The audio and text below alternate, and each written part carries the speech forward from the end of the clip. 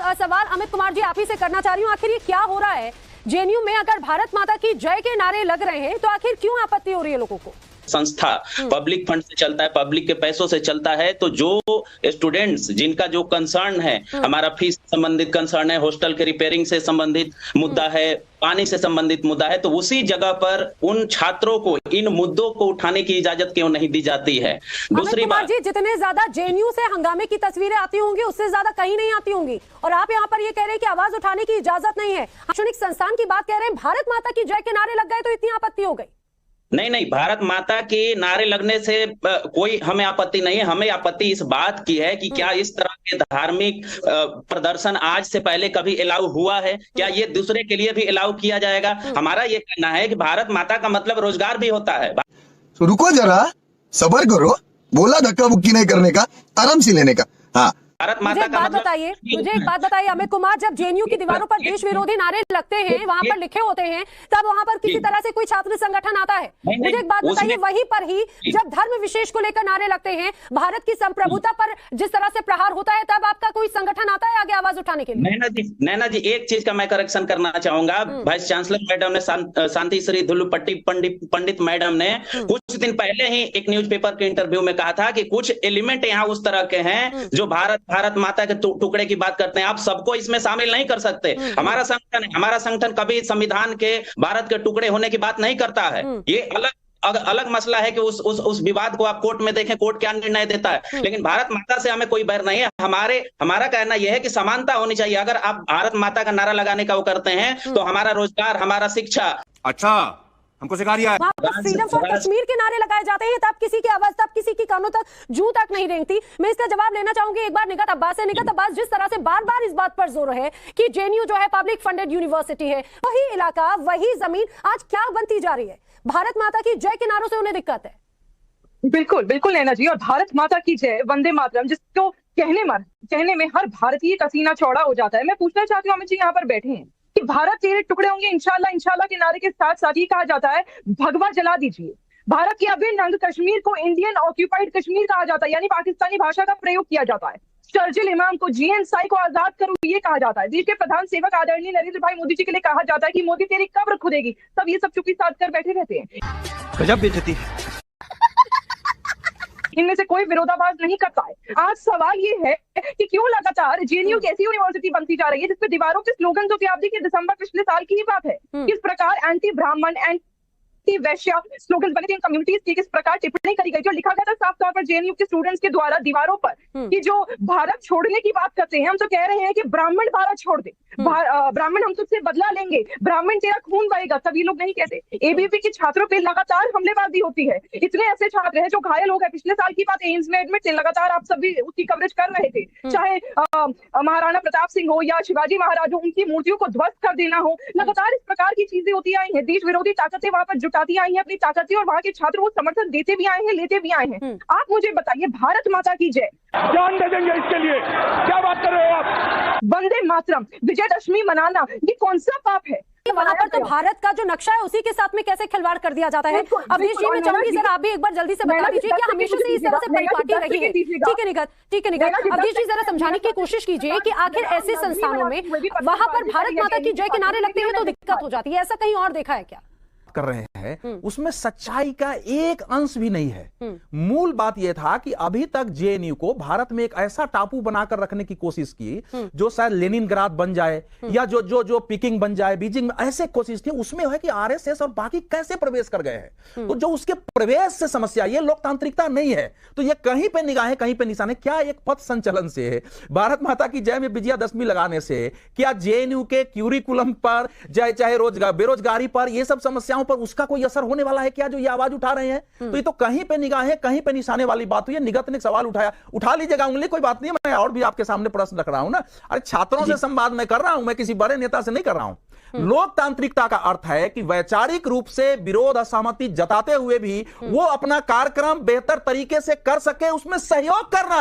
हम लोगों ने अपने जीवन में यही किया है किसी से वैचारिक रहने पर। जेएनयू का एक वातावरण इतना आतंककारी था जिसमें महिषासुर को के पक्ष में जो है नारे सकते हैं। पर्चे बांटे गए थे, वही ना कहना है, जिसमें इस पूरे नवरात्रा में मीट खाओ और मछली खाओ और शराब की पार्टियों करके, तो उसका विरोध भी तो करना चाहिए था। मेरा देखिए, विजयादशमी के दिन हमारे देश में सीमोल्लंघन की, शस्त्र पूजन की, वीरता प्रदर्शन की लंबे समय से परंपरा रही है, क्योंकि देवी दुर्गा को शौर्य का एक प्रतीक माना गया जिसने दुष्टों का दमन किया है। लेकिन हमने तो वो एक परंपरा को जागृत करना, इसलिए जेएनयू के उन लोगों को अखर रहा है कि वो भारतीय में, यहाँ की संस्कृति सभ्यता में, यहाँ की धार्मिकता में उनको लगता था कि ये सब ये वही जेएनयू है जहां पर ब्राह्मण भारत छोड़ो तक के नारे लगे उस समय लोग सड़क पर नहीं उतरे। बिल्कुल, और जब भारत के टुकड़े किए हुए उसके विरोध में नहीं उतरे। और हमने देखा किस तरह से हिंदू देवी देवताओं का यहाँ पर जमकर अपमान होता रहा। ऐसे कई बहुत ढेर सारे हैं, कितने ढेर सारे हमने मौके देखे। भारत माता की जय के उद्घोष से लोगों को दिक्कत हो रही है। अगर हिंदुस्तान में भारत माता की जय के नारे नहीं लगेंगे तो कहां जाएगा व्यक्ति? धना जी, भारत माता की जय पर आप जो ये प्रायोजित एजेंडा चला रही हो, सवाल भारत माता की जय को लेकर के लोग नहीं। सुन लो, आपने पूछ लिया ना, अब बोलने दो। मैं इतनी देर से चुप था। तरीके से बात करेंगे प्रभात जी, तरीके से आपसे सवाल पूछूंगी। आप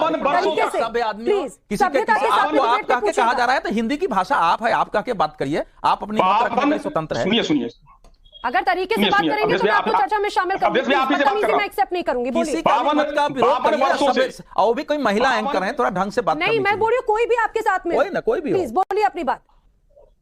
52 वर्षों से, ऐसा मैं इसलिए बोल रहा था कि 52 वर्षों तक जिस संगठन ने अपने मुख्यालय पर तिरंगा नहीं फहराया, उसको आप राष्ट्रवादी घोषित कर रहे हैं।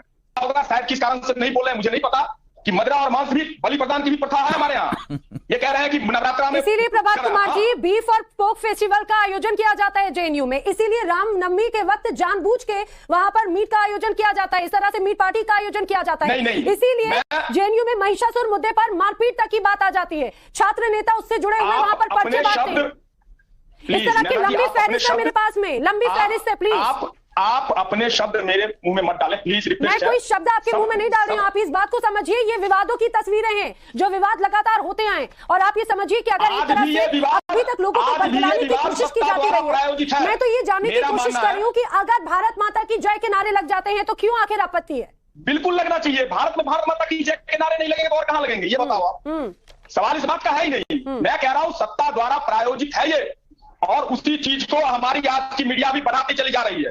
मेरा विरोध सिर्फ इस बात से है, भारत माता की जैसे किसी का विरोध नहीं हो सकता। आपसे सवाल पूछो तो आपको सीधे मीडिया दोषी लगती है। जब देश में 1929 में पूर्ण स्वराज की घोषणा हुई तो आरएसएस के हेड ने सभी शाखाओं पर अनुमति दी कि तिरंगा फहराया जाए, और सभी शाखाओं पर तिरंगे फहराए गए। इसलिए जो, और बहुत सारे तिरंगे की कहानी है, ये जो एक झूठ देश में है, किसी संगठन का उसके तथ्यों के आधार पर विरोध होना चाहिए। वैचारिक जो तथ्य नहीं है वो बोला जाता है। ठीक है, निगत सत्ता प्रायोजित कार्यक्रम आयोजित किया गया था, जल्दी से इस पर जवाब दे दीजिए 20 सेकंड में प्लीज। बड़ा आरोप लगा रहे हैं। फहराया गया 15 अगस्त 1947 को फहराया गया, ये फैक्ट है।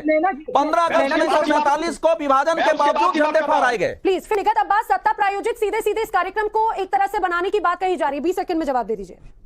नैना जी, जब मैंने अपने फर्स्ट सेगमेंट की शुरुआत करी थी, मैंने एक अहम बात करी थी कि जेएनयू यूनिवर्सिटी एक ऐसी यूनिवर्सिटी बनता जा रहा है जहाँ पे देश विरोधी ताकतों का इस्तेमाल करके वहां पर देश विरोधी स्लोगन्स भी लगाए जाते हैं और कार्यक्रम भी ऐसे बनाए जाते हैं। और जब मैं देश विरोधी ताकतों का बात करी, अब मुझे कहना पड़ रहा है कि माफ करिएगा, पर कांग्रेस पार्टी देश विरोधी ताकतों में से एक हो गई है। क्योंकि नैना जी, आपको याद होगा जब रामनवमी मनाई गई थी और वहां पर छात्रों ने मनाई केवीईपी के, तो लगातार किस प्रकार पत्थरबाजी करी गई थी जेएनयू के छात्रों की तरफ से। मैंने कि सभी छात्र रहते, पर कुछ संगठन आज भी वहां पर रहते हैं जो मोहम्मद अली शाह का मैं रुक कर लेती हूँ। समर्थन करती है। सर, जरा इस बात को समझाने की कोशिश कीजिए, ये किस तरह की विचारधारा शैक्षणिक संस्थान में हमेशा उपजती रही है। जोड़ करके मत चलिए, हमारी निखत बहन अभी जो कह रही है, तो क्या मानती हो आप? ठीक है प्रभात कुमार, सुनिए जरा। मेजर मोहम्मद अली शाह, मैं ऐसी बेइज्जती करूंगा, जो मेरे ऊपर बोलेगा मैं उसकी बहुत बेइज्जती करूंगा यहाँ पे लाइव। तो अपनी इज्जत अपने हाथ में, ये सब लोग कान खोल के समझ लो और खूब जान लो और समझ लो इस बात को। देखिए, बात ऐसी है कि भारत माँ के नारे लगने चाहिए हिंदुस्तान में, हर जगह लगने चाहिए, गूंजने चाहिए। और बिल्कुल ये देशभक्ति की बात होती है और हर हम सब में है देशभक्ति,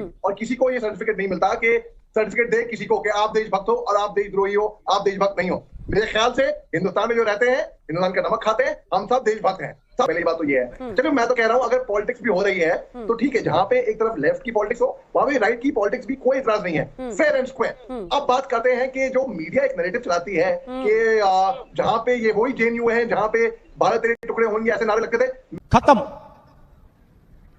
bye bye, tata, goodbye, गया। मैं नहीं मानता कि कहीं पे भी ऐसे टुकड़े लग सकते हैं। ये कोर्ट तय करेगा, ये लॉ तय करेगा ये कानून तय करेगा। मोहम्मद अली शाह, ये वही जेएनयू है, वो बात मैंने कही, मैं बात आगे बढ़ाती हूं। क्या करेंगे? ये वो जेएनयू है जहां पर अफजल गुरु और याकूब मेमन कौन था, उसकी फांसी पर विरोध होता है। अरे सभाएं हुई है भाई, अफजल गुरु के फांसी के विरुद्ध अनेक सभाएं हुई है, वहां लगातार सभाएं हुई हैं। आप ये बात कह रहे हैं, मुझे बड़ी हैरानी होती है सर। वीडियो जो है वो देखिए, न्यायालय जो है उसमें दोषी का फैसला करेगा, जनता का, मीडिया का, राजनीतिक पार्टियों का जो दिख रहा है वो मुद्दे उठाने का अधिकार है। अली शाह, आपने कहा कि भाई ये जो नारे लगे थे, ये फैक्ट है, पूरे देश दुनिया ने देखा है, वो उठाया गया, उठाया जाएगा। के लिए आते हैं बोले अभी आपके सामने, हमको कोई आपत्ति नहीं है भारत माता की जय लगाने से, यहाँ पे आपके सामने बोले, आपने बोला, इन्होंने तो नहीं बोला, ये आपने बोला, तो यानी कि इसे क्या साबित होता है? इसे ये साबित होता है कि मीडिया का नैरेटिव है ये।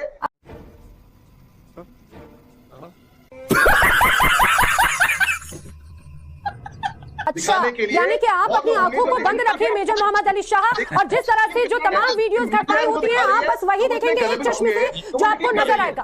अब अगर नैरेटिव आप जैसे लोगों ने बनाया, आप जवाब नहीं। देखिए, मीडिया को भी देश में नैरेटिव बनाने का पूरा अधिकार है, और नैरेटिव अगर फैक्ट पर नहीं है तो आप बोलिए, अगर देश में देश विरोधी नारे लगेंगे, देश में महिषासुर मर्दिनी को नाम लेके महिमा मंडन होगा, बीफ पार्टियां होंगी, तो मीडिया मुद्दा बनाएगी, मीडिया मुद्दा बनाएगी। मीडिया का काम है देश का हित में बात करना, पहली बात। दूसरी बात कि मीडिया का मुद्दा नहीं है, पूछना भी मीडिया का काम है, लेकिन मेजर मोहम्मद अली शाह अगर मीडिया वही आपसे सवाल पूछ लेता है एंटी में तो दिक्कत हो जाती है, इसे देखना चाहते हैं।